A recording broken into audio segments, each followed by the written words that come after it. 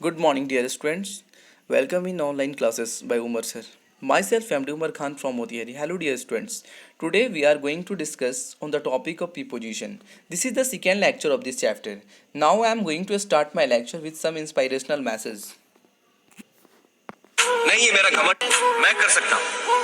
नहीं ये मेरा घमंड नहीं, मेरा विश्वास। विश्वास और घमंड में बहुत कम फर्क है। मैं कर सकता हूँ, ये मेरा विश्वास है। सिर्फ मैं ही कर सकता हूँ, ये मेरा घमंड। विश्वास की हमें जरूरत है, इसे अपने पास रखिए। और घमंड अगर ऑफिस के दरवाजे के बाहर छोड़कर आएंगे तो मेहरबानी हो। Dear student, in this lesson we will discuss all about preposition. It is the 6 parts of speech from the 8 parts of speech that we are learning. We have already discussed about the 5 parts of speech, which are noun, pronoun, verb, adjective and verb. In the previous video already I discussed about the details of this chapter. This is the second lecture of this chapter. In this video I will discuss something more about the uses of preposition. Dear student, preposition. A preposition is a word that shows the relation between a noun or a pronoun and some other words in a sentence. Example: Sita was wife of Ram. The word here of is indicating the relation between the Sita and the Ram. The word stands for the relation between Sita and Ram is called preposition. According to my point of view, the word which is stand for giving the relation is called preposition. Dear students, we will understand what is the uses of over. Over is used to indicate a position vertically above something or somebody, or partly or completely covering the surface of something. She hung the calendar over the fireplace. There were books all over the table. They held a large umbrella over her. There was a lamp hanging over the table. Actually over का इस्तेमाल किया जाता है ऊपर की दिशा को बताने के लिए, ऊंचाई को बताने के लिए, बट वैसा ऊंचाई जो किसी वस्तु को कवर करता हो, वैसा ऊंचाई जिसको हम टच कर सकते हैं, स्पर्श कर सकते हैं। डियर स्टूडेंट, मैं इसको क्लियर करता हूँ अनदर एग्जांपल के माध्यम से। Be continue.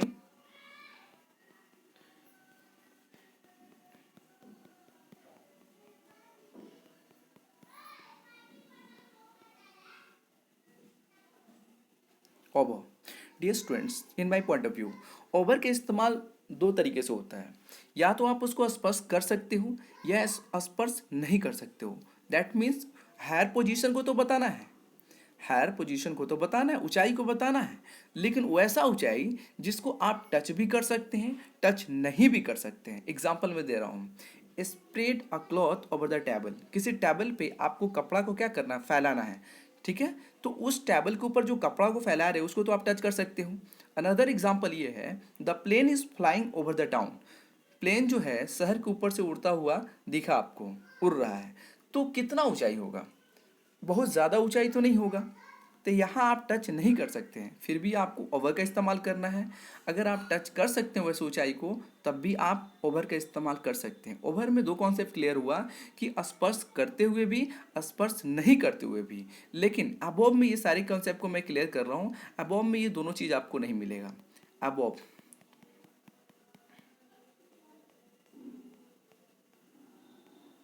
above is used to indicate a position higher than something. ये भी किसी वस्तु की ऊंचाई, उसके ऊपर की ऊंचाई को, दिशा को बताने के लिए क्लियर करता है। There were clouds above us. लेकिन what is the difference between above and over? Shortcut में मैं आपको बता दूं over और above में क्या फ़र्क होता है। over का मतलब होता है ऊंचाई को बताना, above का मतलब भी होता है ऊंचाई को बताना, over का मतलब भी होता है ऊंचाई को बताना, over एंड अबॉव का मतलब भी होता है ऊंचाई को बताना। बट ओवर का मतलब बहुत ज़्यादा ऊंचाई नहीं, लेकिन अबॉव का मतलब होता है बहुत ज़्यादा ऊंचाई। दैट मीन्स हम बात कर रहे हैं यहाँ पे कि आसमान की बात कर रहे हैं। मैं इसको भी अनदर एग्जांपल से क्लियर करने वाला हूँ। Come the point, be continue.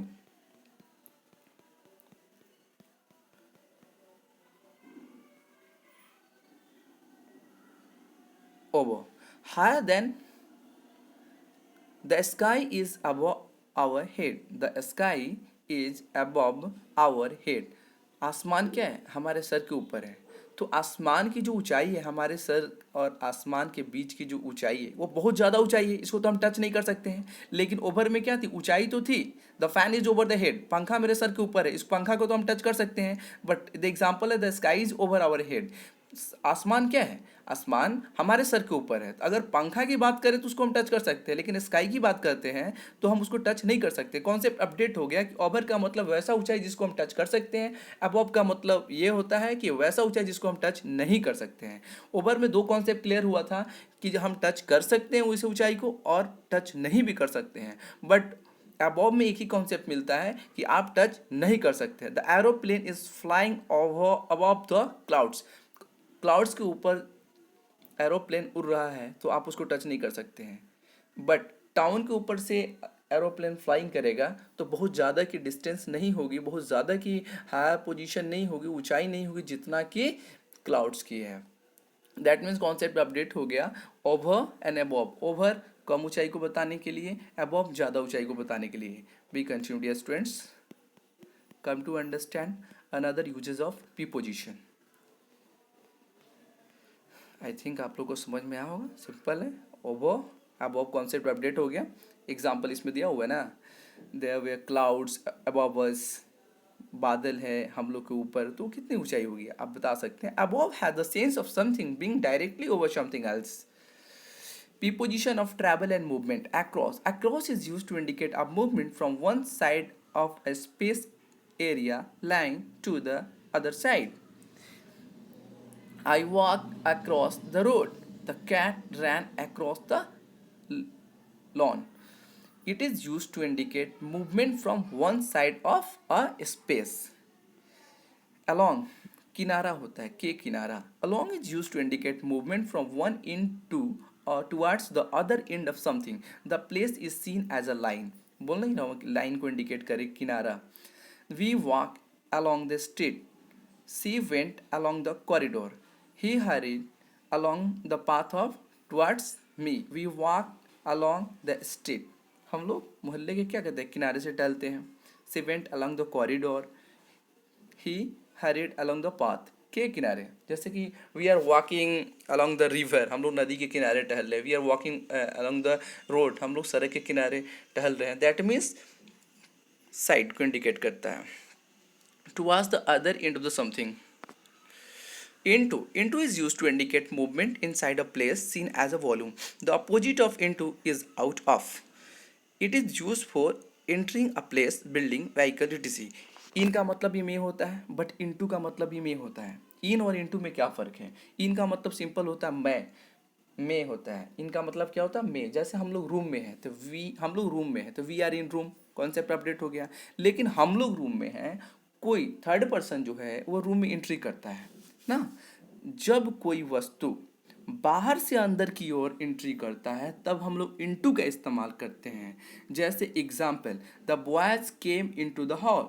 बच्चे आए थे, कहाँ आए थे? हॉल में आए थे। तो हॉल में कैसे आएंगे? हॉल में बाहर से अंदर आए ना हॉल में। तो बाहर से अंदर की कोई ऐसा वस्तु जब बाहर से अंदर की ओर प्रवेश करता है तब हम लोग इनटू का इस्तेमाल करते हैं। सी रेन इनटू द हाउस, वो दौड़ी और घर में एंट्री की, हाउस में एंट्री की। तो वो बाहर थी, बाहर से घर में गई। दैट मीन्स जब कोई वस्तु बाहर से अंदर की ओर एंट्री करता है दैट मीन्स हम लोग इनटू का इस्तेमाल करते हैं। नेक्स्ट कॉन्सेप्ट है on to. On to is use to indicate movement into a position on an object और surface. He climb on to the roof पर। ऑन टू में समझ सकते हैं आप, पर ऑन का सेंस है यहाँ पे। He climb on to the roof, he climb on to the roof. The cat jump on to the table. बिल्ली ने जंप किया कहाँ पे? उसका एक सरफेस बन रहा है ना, किसी ऑब्जेक्ट या सरफेस पे बिल्ली ने जंप किया। वो सरफेस का नाम क्या है? उस ऑब्जेक्ट का नाम क्या है? Table. A tree fell on to a car. एक पेड़ गिर गया, कहाँ गिरा? कार पे गिरा। सरफेस ऑब्जेक्ट क्या हुआ? कार हो गया। डेट मीन सिमिलरली ऑन के जैसे इस्तेमाल इसका। थ्रो मतलब होता है के द्वारा। Through is used to indicate movement from one end of an opening or passage to the other. The place is seen as a volume. जैसे एग्जाम्पल मैं आपको दे रहा हूँ, the water flows through this pipe. पानी का बहाव होता है कैसे? इस पाइप के द्वारा। Next, up and down. Up मतलब ऊपर, डाउन मतलब नीचे। Up is use to indicate movement to a higher position and down to a lower position. Higher position को इंडिकेट करने के लिए अप और नीचे के पोजीशन को, लोअर पोजीशन को इंडिकेट करने के लिए डाउन का इस्तेमाल करते हैं। We climb up the hill. हम लोग हिल के ऊपर चढ़ रहे हैं। दैट मीन्स हायर पोजीशन को इंडिकेट कर रहे हैं। She fell down the stair. She fell down the stair. वह she fell down the stair, वो सीढ़ी के नीचे गिरी। दैट मीन्स हम लोग लोअर पोजीशन को इंडिकेट कर रहे हैं। Next, on in by, we may use on in और by while using a public or private vehicle. On is used when the vehicle is seen as a surface. We travel on the horseback, foot, a cycle, a bus, a plane. जब कोई vehicle किसी surface पे दिखता है और हम लोग उस पर ट्रैवल करते हैं, we travel on the horse back, cycle, bus, a plane. Second example है in is use when it is seen as a volume. They travel by bus, car, train, cycle, sea, plane. By is used to indicate the means of travel. We travel in a bus, a car, a train, a ship, a plane. We travel in a bus, a car, a train, a ship, a plane. Like this. Between and among. Between is used with two persons or things. Among is used with more than two people or things. That means दो वस्तु के बीच के relation को बताने के लिए between, और दो से अधिक वस्तुओं के बीच के रिलेशन को बताने के लिए अमोंग का इस्तेमाल किया जाता है। Between you and me, she is very stupid. She divided the apples between two children. It was the example of between among. He lives in house among the trees. He lives in house among the trees. यहाँ among, he lives in house, वह रहता है घर में, और वो घर क्या है, अमोंग द ट्रीज, बहुत सारे पेड़ों के बीच में है। दैट मीन्स यहाँ पे मोर देन टू थिंग्स है। Next, by and beside. By means close to someone और something. Beside means by the side of someone और समथिंग। बाई मीन्स किसी वस्तु के नज़दीक के रिलेशन को इंडिकेट करने के लिए। बिसाइड किसी वस्तु के बगल के रिलेशन को, जस्ट बिसाइड रिलेशन को इंडिकेट करने के लिए।